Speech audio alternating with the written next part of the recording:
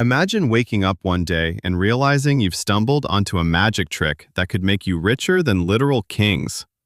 All you need is a little bit of confidence, some international postal coupons, and a spectacular amount of shamelessness. Enter Charles Ponzi. It's 1919 in Boston, and our boy Charles is fresh out of prison for various minor scams. He's broke, he's ambitious, and he's about to invent a financial monster so beautiful and so destructive that history will literally name it after him. Talk about leaving a legacy. Here's the setup. Ponzi discovers a loophole involving international reply coupons, basically stamps you could buy in one country and exchange for stamps in another.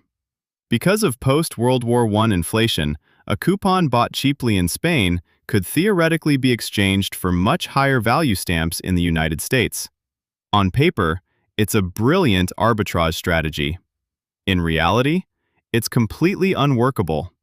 To actually make the kind of money Ponzi is dreaming of, you'd need to ship entire Titanic-sized cargo vessels filled to the brim with tiny paper coupons across the Atlantic. But Charles doesn't let a little thing like logistics ruin a great story. He starts telling investors that he can buy these coupons abroad, exchange them in the US, and net a massive profit. And he's not offering some measly 5% return like the boring local banks. No, our boy promises to double your money in 90 days. Actually, scratch that. Let's make it a 50% return in just 45 days. Because why underpromise when you can just lie? Naturally, people think he's a genius. They flock to his office. You see it now, right? The classic too good to be true scenario. Spoiler alert, it absolutely was. By early 1920, Ponzi is bringing in millions of dollars a week.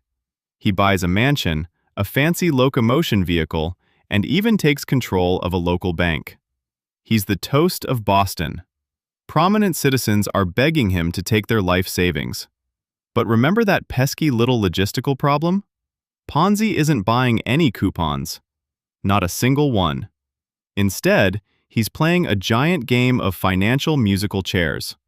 When investor A wants their 50% return, Ponzi just takes the cash that investor B just walked through the door with and hands it over. Investor A is thrilled, goes out and tells all their friends, and suddenly, investors C, D, and E are banging down the door with wheelbarrows of cash. It's a perfect machine, right? Well, it is, until you run out of people. The basic math problem. To keep a scheme like this alive, your investor base has to grow exponentially. If you promise to pay back 10 people with the money of 100 people, you quickly need 1,000 people, then 10,000, then the entire population of the planet.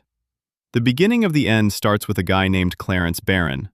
He's a financial journalist who actually decides to do some basic math. Barron points out that to support the volume of business Ponzi claims to be doing, there would need to be 160 million international reply coupons in circulation. The actual number in existence worldwide? About 27,000. Not exactly ideal for Charles. The authorities start sniffing around. The Boston Post runs an expose. The public panics, and suddenly everyone wants their money back at the exact same time. On a single day in August 1920, thousands of angry investors descend on Ponzi's office. He did not have the money. When the auditors finally look at the books, they find a financial wasteland. Ponzi is millions of dollars in debt.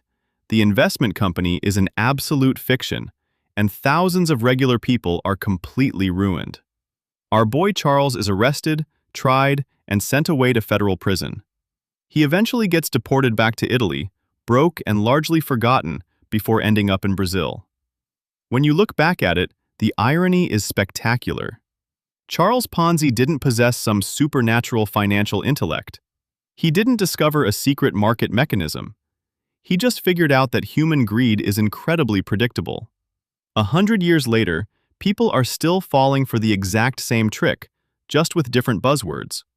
Swap out the international postal coupons for digital currencies or complex real estate funds, and the script remains identical.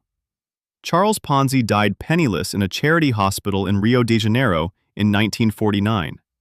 But his name lives on forever in federal courtrooms and financial nightmares. Not bad for a guy whose entire business model was just robbing Peter to pay Paul and hoping Peter wouldn't notice.